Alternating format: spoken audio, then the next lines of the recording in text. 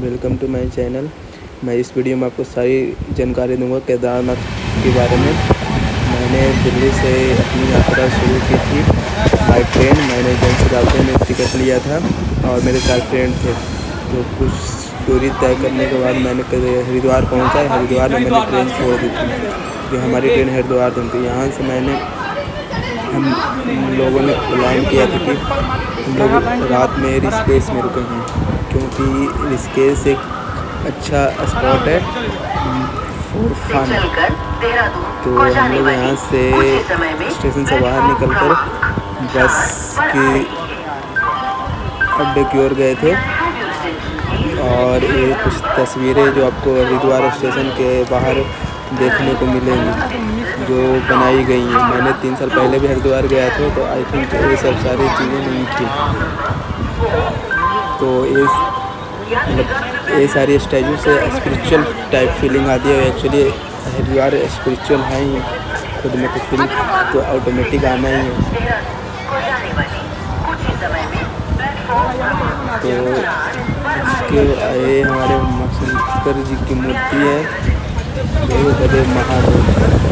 फिर हम लोगों ने बस लिया था। बस के थ्रू लगभग आई थिंक 40 रुपीज़ का एक पर बंदे किराया था। उसके बाद हम लोगों ने हरिद्वार पहुँचे थे। हरिद्वार पहुँचने के बाद पहले हम लोग ने राम झूला के पास गया था। और ये तस्वीरें आपको राम झूला के दिख रही है। रात में बहुत ही अद्भुत दिखता है।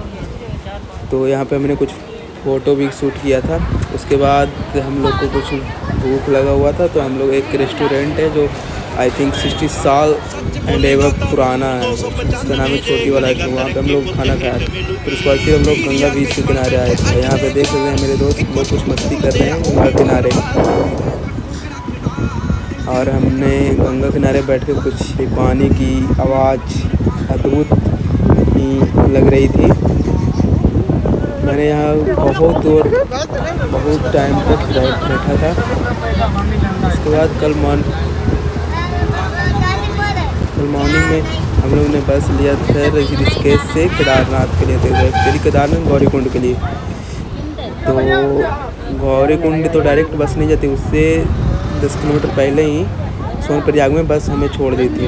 और ये आपको बस के थ्रू बीच का रास्ता आपको मैं दिखाता जाऊंगा कि कैसे रोड हैं। क्योंकि बस में उतना क्लियर आता नहीं है, फिर भी मैं ट्राई करूँगा। ये आप देख रहे हैं यहाँ पे संगम होती है मंदाकिनी रिवर और अलकनंदा रिवर की। तो ऊपर से बस से व्यू नहीं आ रहा था, बट आई थिंक वीडियो में थोड़ा दूर जाने के बाद आएगा। तो यही है।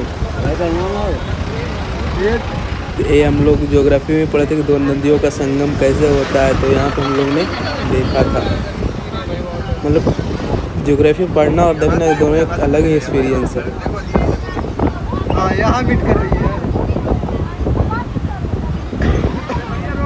फिर बस के थ्रू हम लोगों ने हम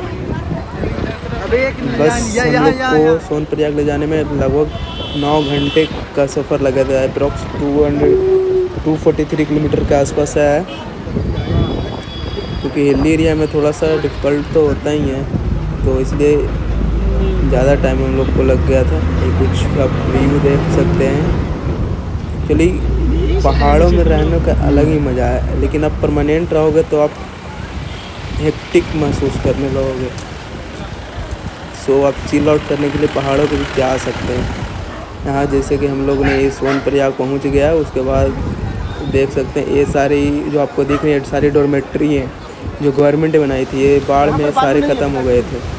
उसके बाद हम लोग को उतरने के बाद उसी दिन हम लोग ट्रैक करना शुरू किए थे। और ये अब ट्रैक काफ़ी भीड़ थी। ये ट्रैक पे आप देख सकते हो कि भीड़ कितनी थी।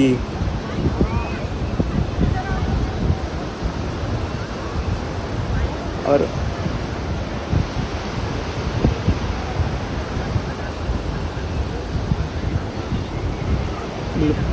क्या बताएं, एक गजब कहीं एक्सपीरियंस था ये ट्रैक। जो लोग ट्रैक करते हैं उनके लिए तो बहुत अच्छा, जो नहीं करते उनको फर्स्ट टाइम बहुत दिक्कत होती है। फिर ये सब कुछ चीज़ें हैं जहाँ पे हर एक जगह पे कुछ खाने पीने की चीज़ें लगी हुई है। ये मेरा दोस्त है, ये सारे मेरे दोस्त हैं। एक हैदराबाद का है, दो बिहार का है, मैं भी बिहार का हूँ। और आप यदि पैदल नहीं चलना चाहते हैं तो आप घोड़ा ले सकते हैं, घोड़ा आई मीन खच्चर ले सकते हैं, पालकी भी है। तो आप ये सब सारी चीज़ें यदि आप प्री प्लान करके आएँ तो बेहतर होगा, क्योंकि एट ए टाइम कॉस्टली भी होता है और यदि आपके पास मजबूरी है तो आपको करना ही पड़ेगा। तो हम लोगों ने पैदल ट्रैक शुरू किया था।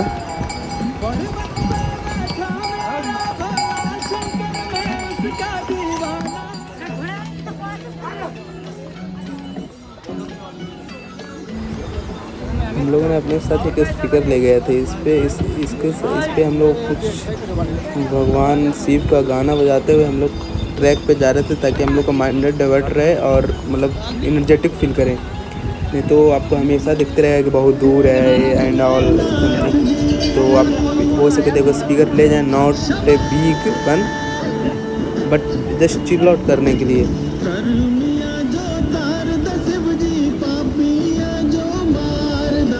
का रस तो बहुत था। तो इसके बाद हम लोग और जहाँ जहाँ मेरे को लगा है वहाँ मैं नेचुरल कैप्चर करने के लिए बहुत कोशिश किया हूँ। ये आप देख रहे हैं कि जो ब्लू कलर का बैग लिया हुआ है वाइट टॉप में, ये मेरा दोस्त है। एक्चुअली हमारे फेस बहुत कम दिखेंगे क्योंकि हम हमेशा बैक कैमरा से ऑन कर रहे थे और हम लोग सब लोग अलग अलग ट्रैक कर रहे थे, कोई आगे कोई पीछे। सो हम लोग का फेस बहुत कम ही दिखेगा इस वीडियो में। बट मैं एक सेपरेट वीडियो बनाऊंगा, उसमें पिक्स कलेक्ट करके एक वीडियो बनाऊंगा। उसमें हम लोग को सारे जो हम लोग जो किए हैं ऊपर में नीचे में मतलब मस्ती एंड ऑल वो सारे उसमें दिखाएंगे। और हर जगह पे आपको वाटरफॉल मिलेगा, मतलब छोटे जो यहाँ पे आपको पानी रामबान यहाँ पे देख रहे हैं। यहीं पे केदारनाथ मूवी का स्टेज बना था। केदारनाथ मूवी की स्टेज केदारनाथ मंदिर के पास नहीं बनी थी, यही रामबान में बनी थी। रामबान में एक ब्रिज है, वो ब्रिज एक दो पहाड़ वैली को कनेक्ट करती है और वो आई थिंक वो टेम्परेरी ब्रिज है, क्योंकि वो बाढ़ में टूट गया था। कुछ देर के बाद आपको रामबान दिखेगा।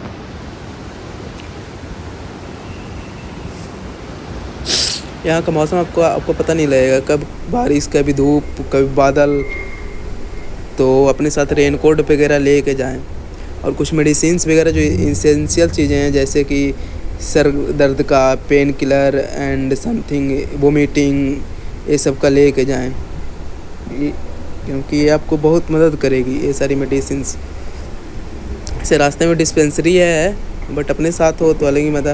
जैसे कि यहाँ पे रामबान मैं पहुँच गया था। रामबान में जो मंदाकिनी रिवर बह रही है, वहाँ पे मैंने थोड़ा सा अपना पानी सब कुछ रख के पानी में पैर डाला तो थोड़ा सा अलग ही रिलैक्सेशन फील हुई। और ये देख रहे हैं पानी किस तरह से बह रहा है। इस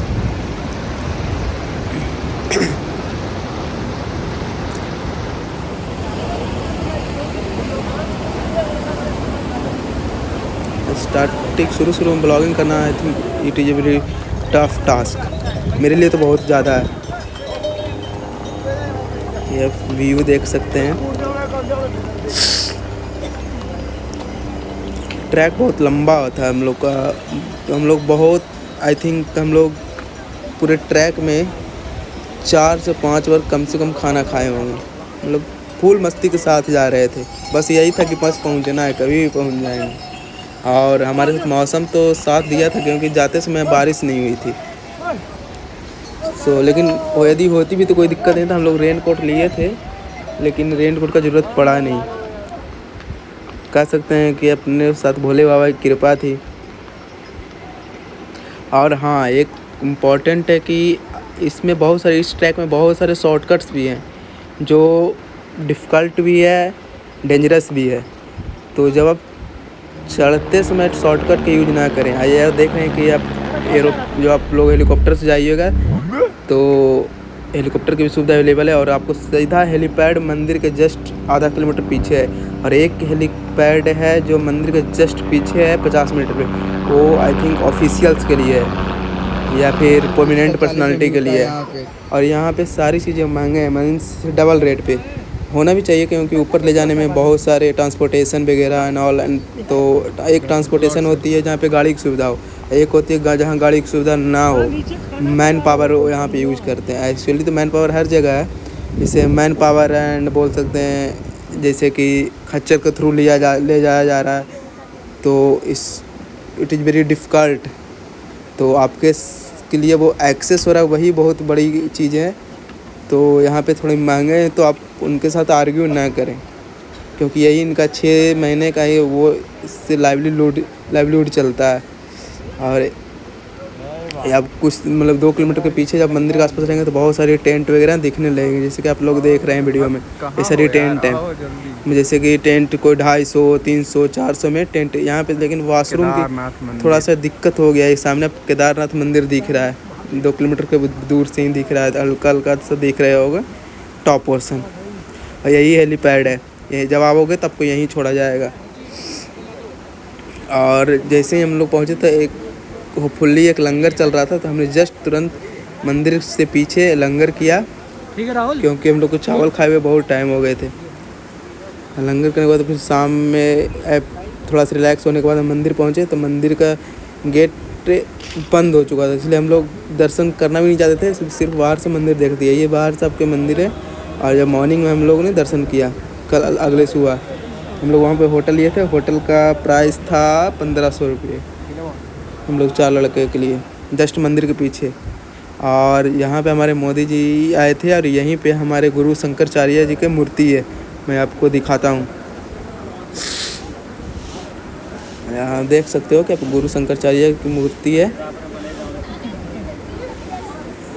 इन्होंने ही केदार मंदिर की फाउंडेशन रखी थी।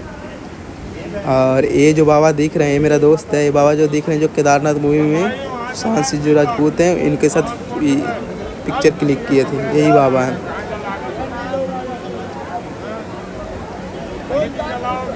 बहुत महंगे वाले बाबा हैं, इनके साथ एक फ़ोटो के लिए भी पैसा देना पड़ता है। यही हेलीपैड है। अर्जेंट बुकिंग हो रही थी बट थोड़ा सा कॉस्टली था, लेकिन और अब हम लोग दर्शन करके वापस लौट रहे हैं। तो कुछ ट्रैक हम दिखाएंगे आपको वापस लौटने का। ये सारी ट्रैक हैं, बहुत सारे ट्रैक हैं। हम लोग उतरते समय शॉर्टकट लिया था, ये सारे शॉर्टकट्स हैं। ये ट्रैक है जो आपको थोड़ी दूर आगे वापस लौटते समय मिल जाएगी। ये आपको 2 किलोमीटर की दूरी कम कर देती है, लेकिन ये बहुत डेंजरस ट्रैक है। मतलब क्या कर सकते हैं, स्किन इंक्लिनेशन कम से कम तो होगी 80 degree, so it is difficult. लेकिन लोग जा रहे हैं अच्छे, तो इतना भी डर नहीं लगता है। तो उतरते समय शॉर्टकट से यूज करें, लेकिन जाते समय नहीं, क्योंकि आप बहुत जल्दी थक जाओगे। आपको लगेगा कि शॉर्टकट से आए हैं, लेकिन थक बहुत जल्दी जाओगे।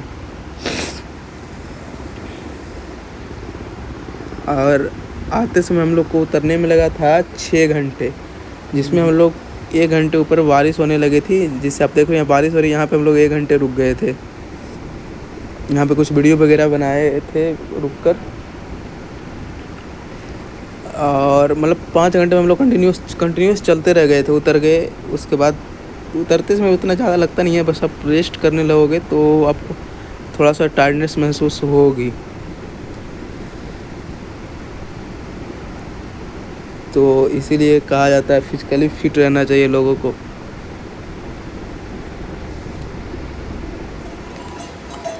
ये मौसम देख रहे हो कितना सुहाना है, लेकिन यही जब 2013 में त्रासदी आई थी तो सारा कुछ ख़त्म हो गया था। यही रामबाण की ब्रिज है। ब्रिज मैंने आपको जाते समय नहीं दिखाया था, बस मंदाकिनी रिवर का दिखाया था। यही ब्रिज है, इससे आप इस रामबाण 2 वैली को क्रॉस करते हो।